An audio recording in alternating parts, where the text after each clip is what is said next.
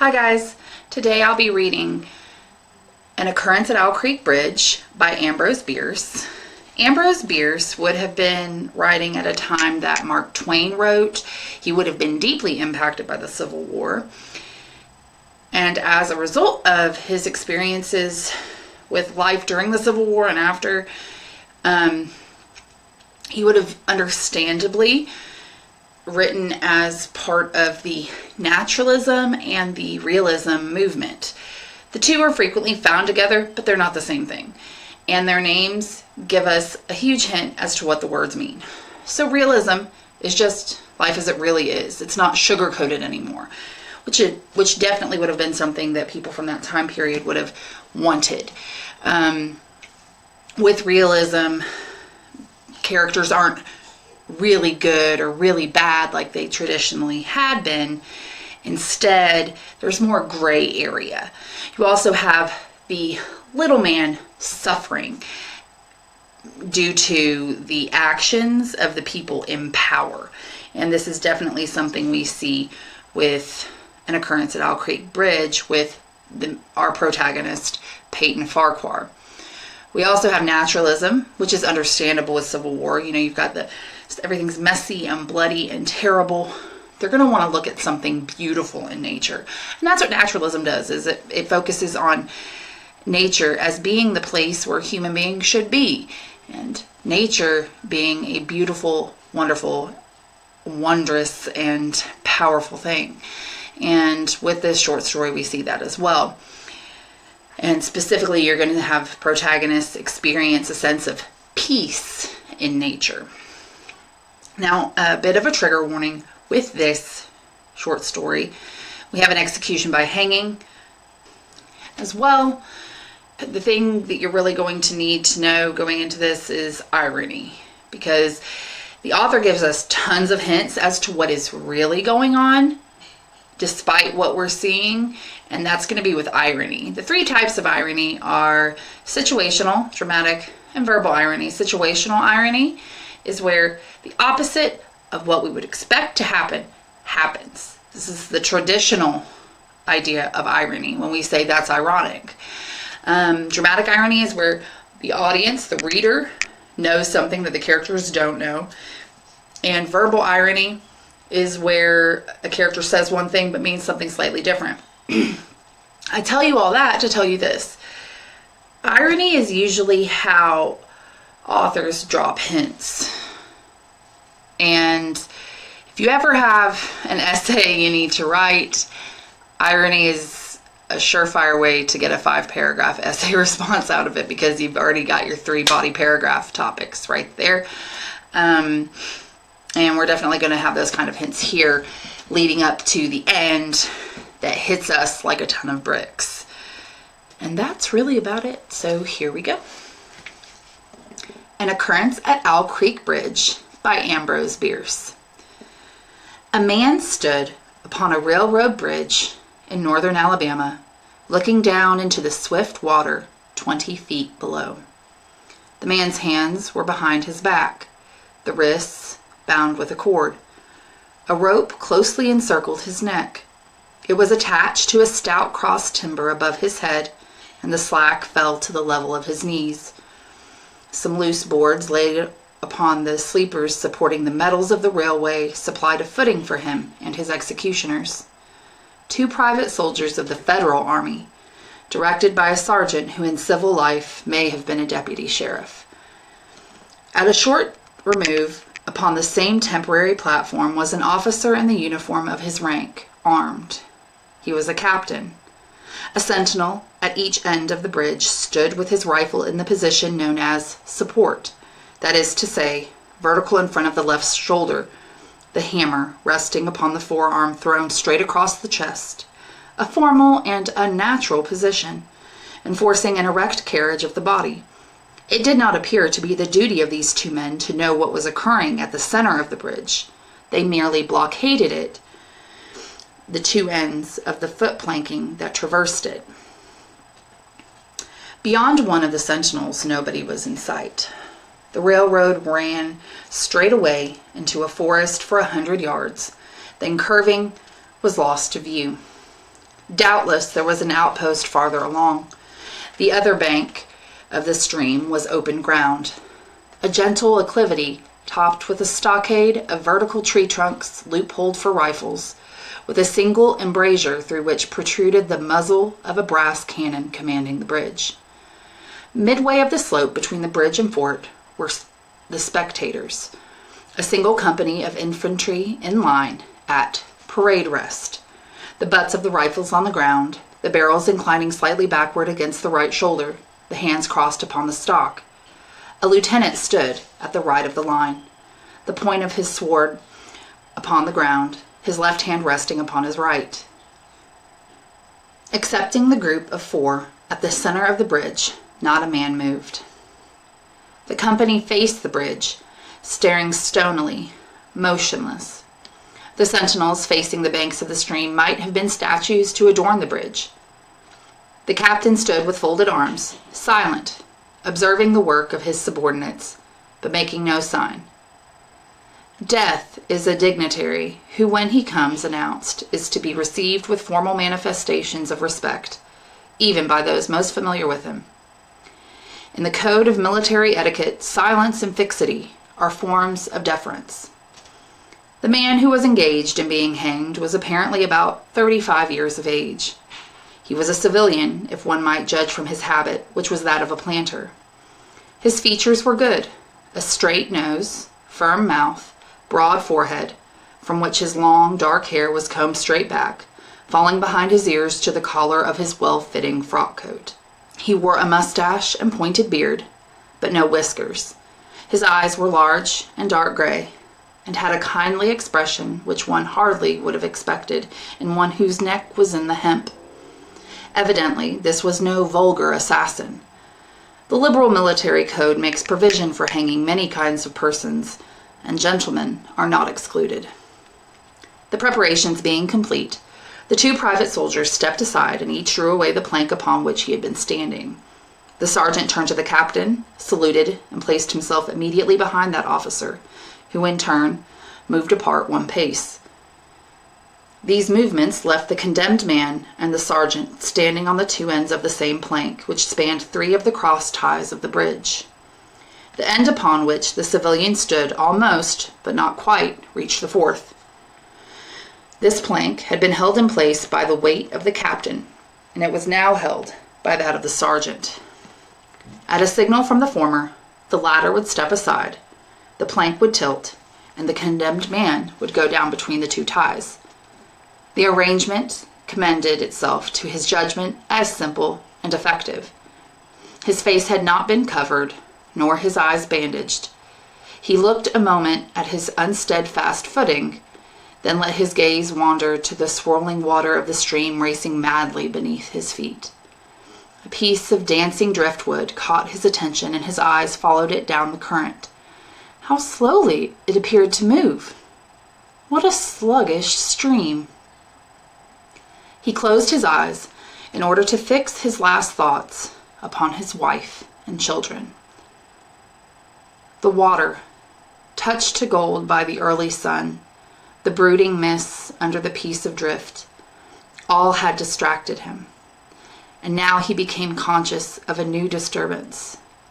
Striking through the thought of his dear ones was a sound which he could neither ignore nor understand, a sharp, distinct, metallic percussion like the stroke of a blacksmith's hammer upon the anvil. It had the same ringing quality. He wondered what it was, and whether immeasurably distant or nearby. It seemed both. Its recurrence was regular, but as slow as the tolling of a death knell. He awaited each stroke with impatience, and he knew not why, apprehension. The intervals of silence grew progressively longer. The delays became maddening. With their greater infrequency, the sounds increased in strength and sharpness. They hurt his ear like the thrust of a knife. He feared he would shriek.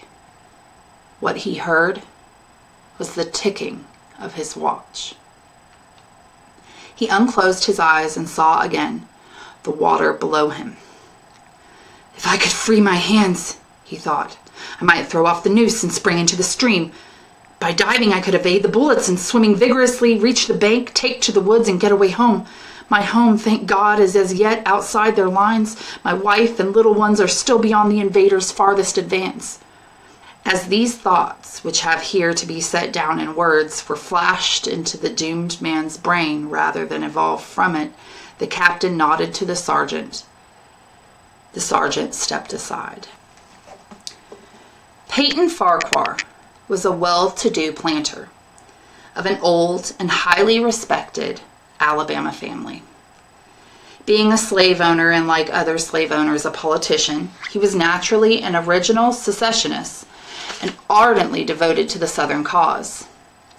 Circumstances of an imperious nature, which it is unnecessary to relate here, had prevented him from taking service with the gallant army that had fought the disastrous campaigns ending with the fall of Corinth, and he chafed under the inglorious restraint, longing for the release of his energies, the larger life of the soldier, the opportunity for distinction. That opportunity, he felt, would come as it comes to all in wartime. Meanwhile, he did what he could. No service was too humble for him to perform in the aid of the South, no adventure too perilous for him to undertake if consistent with the character of a civilian who was at heart a soldier, and who in good faith and without too much qualification assented to at least a part of the frankly villainous dictum that all is fair in love and war. One evening, while Farquhar and his wife were sitting on a rustic bench near the entrance to his grounds, a gray-clad soldier rode up to the gate and asked for a drink of water. Mrs. Farquhar was only too happy to serve him with her own white hands. While she was fetching the water, her husband approached the dusty horseman and inquired eagerly for news from the front. "The Yanks are repairing the railroads," said the man, "and we are getting ready for another advance. They have reached the Owl Creek Bridge and put it in order and built a stockade on the north bank. The commandant has issued an order, which is posted everywhere, declaring that any civilian caught interfering with the railroad, its bridges, tunnels, or trains will be summarily hanged. I saw the order." "How far is it to Owl Creek Bridge?" Farquhar asked. "About 30 miles. Is there no force on this side of the creek?" "Only a picket post half a mile out on the railroad and a single sentinel at this side of the bridge." "Suppose a man, a civilian and a student of hanging should elude the picket post and perhaps get the better of the sentinel," said Farquhar, smiling. "What could he accomplish?" The soldier reflected. "I was there a month ago," he replied. "I observed that the flood of last winter had lodged a great quantity of driftwood against the wooden pier at this end of the bridge. It is now dry and will burn like tow." The lady had now brought the water, which the soldier drank. He thanked her ceremoniously, bowed to her husband, and rode away. An hour later, after nightfall, he repassed the plantation, going northward in the direction from which he had come. He was a Federal scout. As Peyton Farquhar fell straight downward through the bridge, he lost consciousness and was as one already dead. From this state he was awakened, ages later it seemed to him, by the pain of a sharp pressure upon his throat, followed by a sense of suffocation. Keen, poignant agonies seemed to shoot from his neck downward through every fiber of his body and limbs. These pains appeared to flash along well-defined lines of ramification, and to beat with an inconceivably rapid periodicity. They seemed to him like streams of pulsating fire, heating him to an intolerable temperature. As to his head, he was conscious of nothing but a feeling of fullness, of congestion. These sensations were unaccompanied by thought. The intellectual part of his nature was already effaced. He had power only to feel, and feeling was torment. He was conscious of emotion, encompassed in a luminous cloud of which he was now merely the fiery heart without material substance. He swung through unthinkable arcs of oscillation, like a vast pendulum. Then all at once, with a terrible suddenness, the light about him shot upward with the noise of a loud plash. A frightful roaring was in his ears, and all was cold and dark. The power of thought was restored. He knew that the rope had broken, and he had fallen into the stream. There was no additional strangulation. The noose about his neck was already suffocating him and kept the water from his lungs. To die of hanging at the bottom of a river, the idea seemed to him ludicrous. He opened his eyes in the darkness and saw above him a gleam of light. But how distant, how inaccessible. He was still sinking, for the light became fainter and fainter until it was a mere glimmer. Then it began to grow and brighten, and he knew that he was rising toward the surface, knew it with reluctance, for he was now very comfortable. To be hanged and drowned, he thought, that is not so bad, but I do not wish to be shot. No, I will not be shot. That is not fair. He was conscious of an effort, but a sharp pain in his wrist apprised him that he was trying to free his hands. He gave the struggle his attention, as an idler might observe the feat of a juggler without interest in the outcome. What splendid effort! What magnificent, what superhuman strength! Ah, that was a fine endeavor! Bravo! The cord fell away. His arms parted and floated upward, the hands dimly seen on each side in the growing light. He watched them with new interest, as first one, then the other pounced upon the noose at his neck. They tore it away and thrust it fiercely aside, its undulations resembling those of a water snake. Put it back, he thought. He shouted these words to his hands, for the undoing of the noose had been succeeded by the direst pang that he had yet experienced. His neck ached horribly. His brain was on fire. His heart, which had been fluttering faintly, gave a great leap, trying to force itself out of his mouth. His whole body was racked and wrenched with insupportable anguish. But his disobedient hands gave no heed to the command. They beat the water vigorously with quick downward strokes, forcing him to the surface. He felt his head emerge. His eyes were blinded by the sunlight. His chest expanded convulsively. And with a supreme and crowning agony, his lungs engulfed a great draught of air, which he instantly expelled in a shriek. He was now in full possession of his physical senses. They were, indeed, preternaturally keen and alert. Something in the awful disturbance of his organic system had so exalted and refined them that they made a record of things he had never before perceived. He felt the ripples upon his face and heard their separate sounds as they struck. He looked at the forest on the bank of the stream, saw the individual trees, the leaves, and the veining of each leaf, saw the very insects upon them, the locusts, the brilliant-bodied flies, the gray spiders stretching their webs from twig to twig.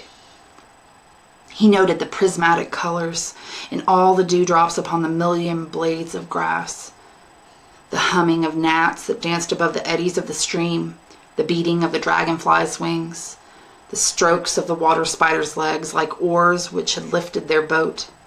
All these made audible music. A fish slid along beneath his eyes, and he heard the rush of its body parting the water. He had come to the surface facing down the stream.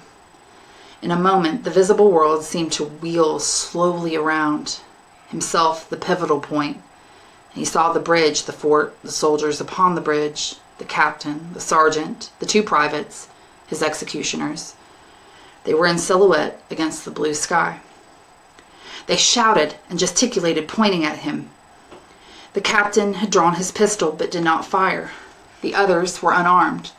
Their movements were grotesque and horrible, their forms gigantic.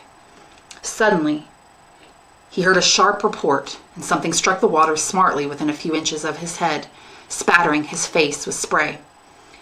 He heard a second report and saw one of the sentinels with his rifle at his shoulder.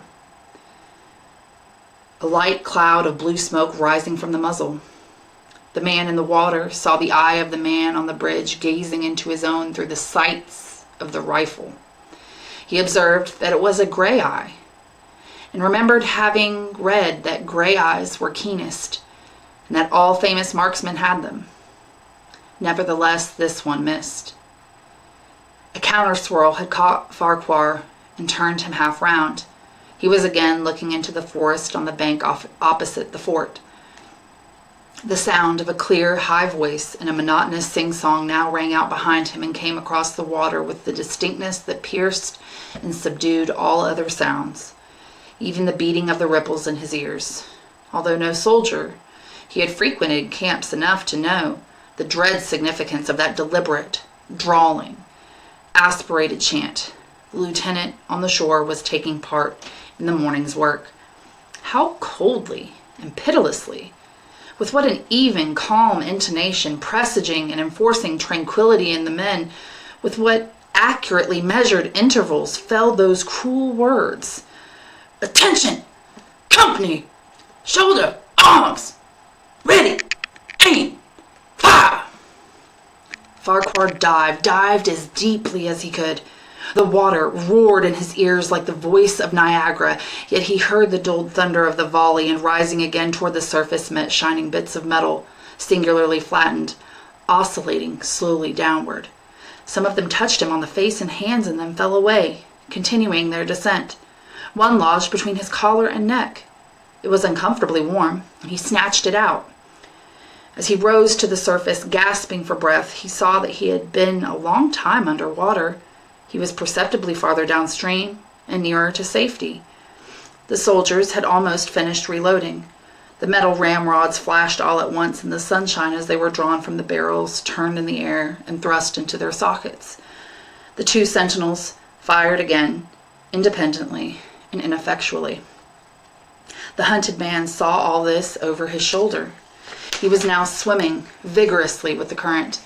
His brain was as energetic as his arms and legs. He thought with the rapidity of lightning. The officer, he reasoned, will not make that martinet's error a second time. It is as easy to dodge a volley as a single shot. He has probably already given the command to fire at will. God help me, I cannot dodge them all.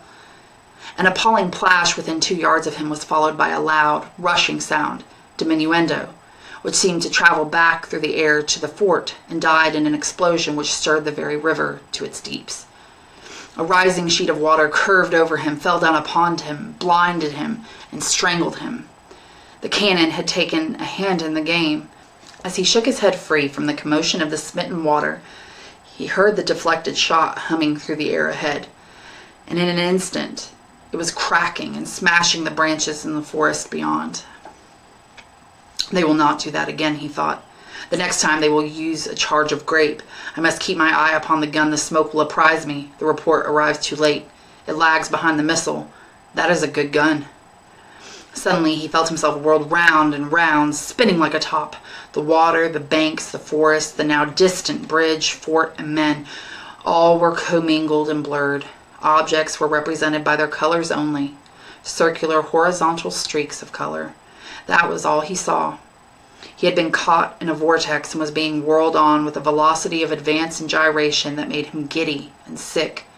In a few moments he was flung upon the gravel at the foot of the left bank of the stream, the southern bank, and behind a projecting point which concealed him from his enemies. The sudden arrest of his motion, the abrasion of one of his hands on the gravel, restored him, and he wept with delight. He dug his fingers into the sand, threw it over himself in handfuls, and audibly blessed it.